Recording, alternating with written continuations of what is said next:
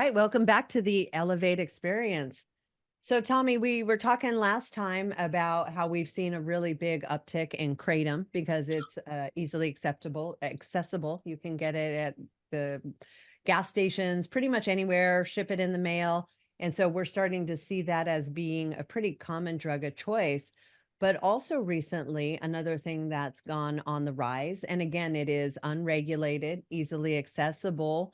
It's considered like a party drug. So I think there's not a lot of emphasis put on the dangers of it. And that's nitrous oxide. Been around forever. People been using it forever. Cans, whippets, like it's kind of, I don't want to say common, but it's also commonly acceptable in the party scene.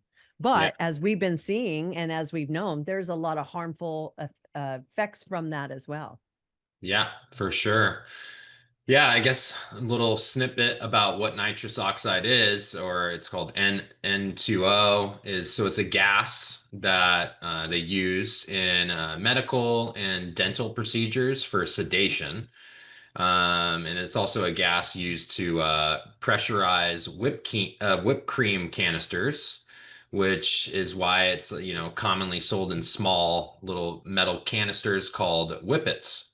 So there's the connection between whipped cream and yeah, and then like using it as a drug, and everyone just kind of calls it whippets. And so yeah, what you do is you to abuse it, you inhale it from a balloon or directly from a canister, and you get like a quick, short-lived high. And one of the things that makes it so dangerous is when you abuse it, and there's this lack of regulation and immediate physical risk. So the gas displaces the oxygen in your lungs, and it can lead to hypoxia or oxygen deprivation, Mm. which in that, when you're in that state, it could be fatal. Yeah, absolutely. And we're seeing it again. I mean, back in the day, it was used as a party drug, and it still is because it can like enhance other drugs or that sort of thing. But it itself is also very dangerous because it is so quick acting, and such a quick come down that I think people don't realize how dangerous it is. It was interesting, even just last week, we had the CHP post something that they had pulled somebody over from driving under nitrous. So basically, they took a hit and then got behind the wheel of the car, ended up like, driving erratically, getting pulled over, crashing into somebody. And they found these big tanks in the back of their seat where they're literally like getting high and driving. And I'm like, oh my God, I feel like I see those kind of people all over the roads. Like, I don't know what it does to their brains to make them think that it's okay to safely now get behind the wheel, even though they're like, don't even, they're so high, they can't even recollect what's happening.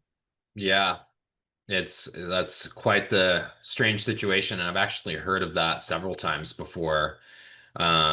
Yeah, someone driving with a giant tank behind them and then getting in a car accident and the tank behind them actually causing like serious physical harm because when you get really serious with this stuff, people often like seek out buying more, right? Instead of having the little canisters, the little whippets, they'll go straight for a full size tank from like a corrupt dental office or something like that. And yeah, it's because it's such a short-lived high.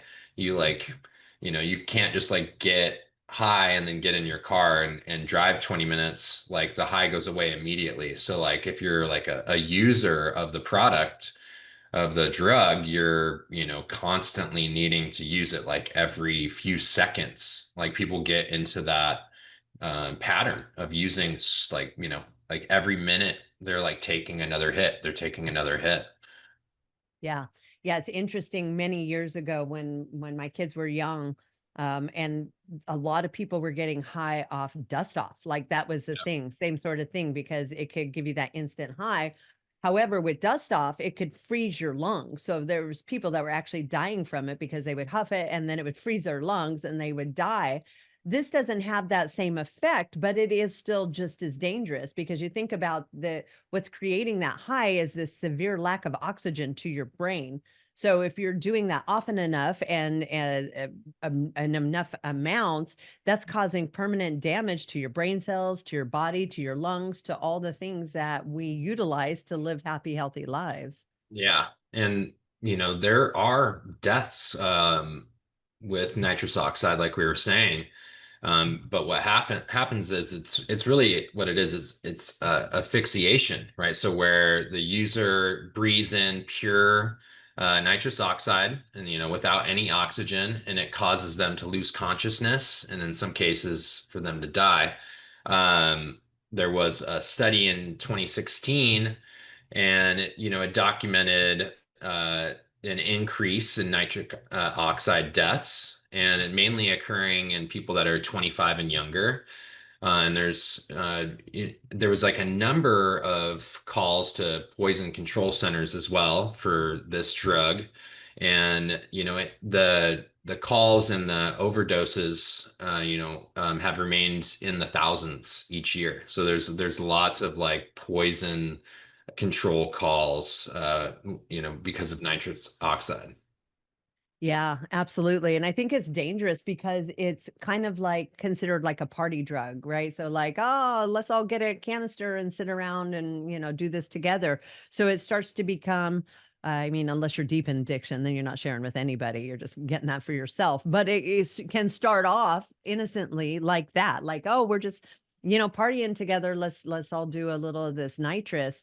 But even just a little bit, it is dangerous, and it starts to become that sort of mentally addictive thing where it's like, I want to check out real quick, but I don't want to like be high for super long. And so people seek it out because they can get really high, but then really quote unquote back to normal fairly quickly. So it starts to seem more appealing than Yeah. some of the more long term acting drugs that people are like, I just don't want to be high for 10 hours. This starts to become appealing where you get super high, but then quote unquote be normal not too long afterwards. Yeah, and definitely wanted to highlight like uh like yes, death is a concern. You can die from this stuff, but that doesn't mean, like that's the only consequence. Like there are other long-term health consequences with this. It's not, yeah, and it's not just like um, you know, be worried about immediate death. There's things like, you can basically get, like a smaller, lesser of evil. You get like frostbite in your lips and your nose, but more serious, you can have a collapsed lung from using Mm, this stuff. And then there's brain damage. yeah. The most severe risk of chronic use is irreversible nerve damage, right? So this happens when nitric oxide breaks down and inactivates B12 in the body. So it just depletes your B12 systems. So that's a major side effect. And then there's neurological damage. So because of that B12, deficiency, that can cause what is called subacute combined degeneration. So that's a condition that leads to numbness, tingling, weakness, and loss of coordination even. So there was a study in 2023 in the Journal of the American Medical Association. Doctors noticed that a sharp rise in nitrous oxide related hospitalizations was linked to a severe and permanent spinal cord injuries in young users. That's wild, right? Yeah. I mean, and again, you think you're just, safely, and I think again, the draw to this drug, similar to kratom, is like, oh, well, at least it's not fentanyl. At least it's not going to kill me.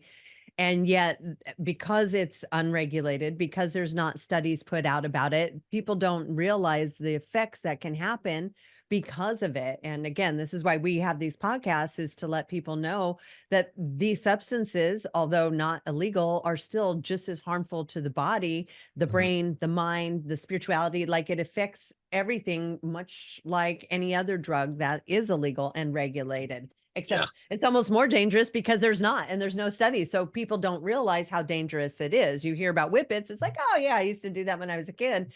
People don't realize how harmful it can really be. yeah. And And we've going seen back, it on the rise recently. Like, I'll say, like, again, we're talking about when people come in and they're disclosing their their drug histories and their drug of choices, more and more and more people are coming in with nitrous as one of their drugs of choice. Yeah. It's becoming really big again. Yeah. Yeah. Another, gas station drug, Mhm. similar to Kratom, like gas station, head shops. And we were talking about like why somebody would use it when they're driving, right? Well, the high is very short, but the way you get addicted to it is a little bit differently. So it's not physically addictive in the same way as like opioids or alcohol, but it can cause like a very powerful psychological dependence. And so if you're a chronic user, you really, really start craving just that brief euphoria, which can lead to this like compulsion, right? So you become very compulsive and you need it in weird places like driving, like where obviously you shouldn't be, using something when you're driving. And yeah, that's just such an interesting thing. It's more about the psychological dependency, right? Absolutely. I know recently we've had, I mentioned several clients that come in where some of them, this was their one drug of choice. So it wasn't like they were doing this plus a bunch of other things. And one thing we noticed when they were coming off of it, a sort of a long-term effect were voices in their head. Because you're burning up so many brain cells, it can have an effect on your brain and the normal functions. And it almost put them into this psychotic induced paranoia where they literally had to be checked into a mental hospital because they thought that there was voices and things occurring and they hadn't done anything in a while and this was the only thing they were doing, but it was creating this sort of long-term effect. So that's another big thing to be wary of, that it could be once or it could be many times, but there is going to be effects that happen from doing this drug just like any drug. Yeah. Yeah, and it can get expensive too. You can use some people will end up using like 100 canisters a day, and sometimes that could be like $1, $1 for like one whippet, or even more. And you could end up spending, yeah, quite a great deal of money on just this addiction. When like I think about nitrous, I'm like, oh, okay, whipped cream's not that expensive. How expensive of an addiction could this be? Yeah. Yeah, it's actually can be pretty expensive, especially with how much of a compulsion that you get with this. You can go through 100 little whippet canisters a day, and if you add that up to, 100 of those a day for a month, you could literally be spending, yeah, 1,500, so $1,500 a month or more. So it's a very severe and expensive habit. And yeah, that euphoria that it gives you just makes you just keep wanting to use it throughout the day. So yeah, hardcore users are going through a significant amount of canisters per day.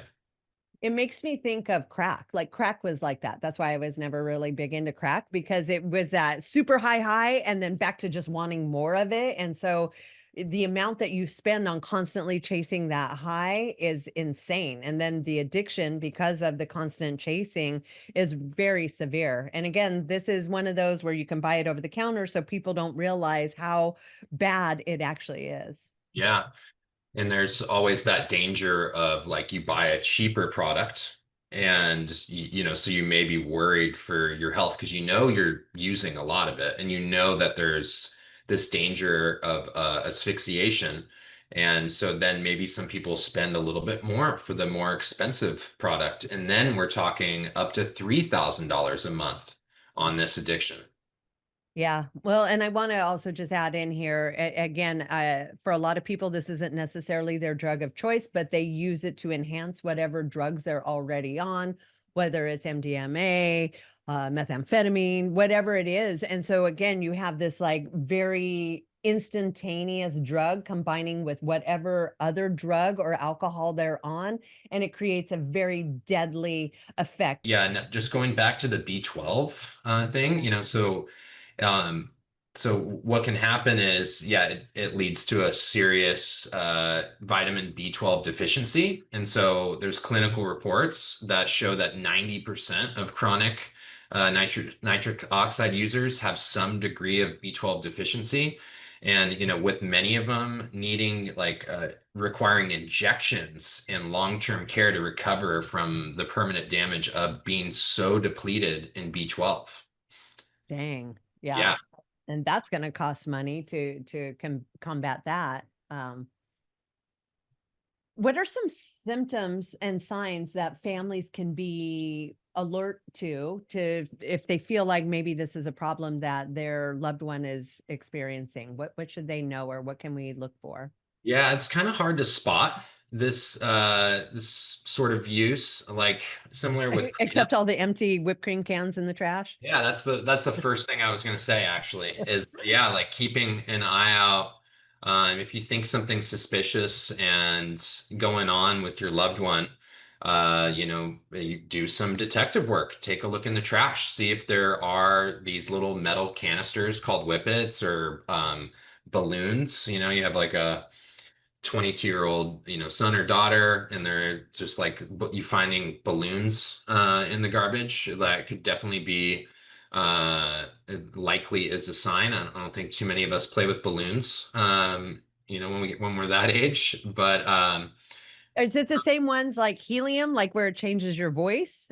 Or well, no, it does change your voice a little bit when you inhale it. Like it can, not the same way helium does, but there is like this like change in your vocal cords from just yeah, the gas. yeah. But, if your loved one's maybe complaining about numbness or tingling sensations, especially in their hands or feet, you notice them stumbling or changes in the way that they walk. That could be some of that neurological damage. And then this drug can actually make you pretty paranoid. So there's, some isolation and paranoia. So those are the psychological effects. And, that you become very secretive or defensive about your behavior, similar to some of these other drugs. You start, say you question your loved one, son or daughter, your husband or wife, or, whoever it may be, like I noticed you're acting different, and they get very defensive. So that could also be a telling sign that there's something going on, there's something secretive. It could be some sort of addiction or drug use occurring. And then yeah, just the spending habits, so just unexplained money being spent, online purchases. But I would really say with a drug like this, it's hard to hide because of all those canisters. You're gonna find them somewhere. And so yeah, doing that detective work if you think something's going on, and taking a look in the trash, and they'll be probably very good at trying to hide it. So it could be under a bag in the trash or something like that. So yeah, just some things to look out for, and yeah, some way to kind of figure out what's going on. Yeah, and I would add, odds are this isn't the only thing they're doing. Mhm. Typically, as we see with addiction, there's a lot of crossover with a lot of different things. So if there's a suspicion of drug use, and I would add that this is probably in addition to whatever else they're doing. It's rare that this is the only thing they're doing. So a lot of people will start doing a different drug to counteract this one, or to take off the edge on that one, or to tie them over till they could do this one again. And this is where, again, why we when we urinalysis test everybody who comes in, because a lot of times people are on a lot of different things, and half the time they don't even know all the different stuff that they're on. So odds are, if you're seeing any of these signs or symptoms specific to nitrous, there's a probability that there's other drugs that they're doing as well, or alcohol. Yeah, yeah, absolutely. And kind of like closing thoughts is, yeah, it's not like a harmless party drug. There's serious risk of death. And yeah, like asphyxiation is a severe consequence of using it. And there's irreversible neurological damage that occurs. And the vitamin B12 thing, it may be so serious that you need like weekly injections to kind of recover from this damage.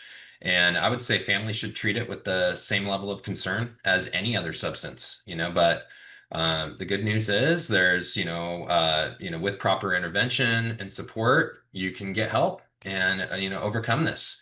And yeah, it's just important to know that there's not the same withdrawal, right, as other substances, but it's the psychological dependency and that compulsive behavior that's really hard for someone who gets these little blips of euphoria to just all of a sudden stop.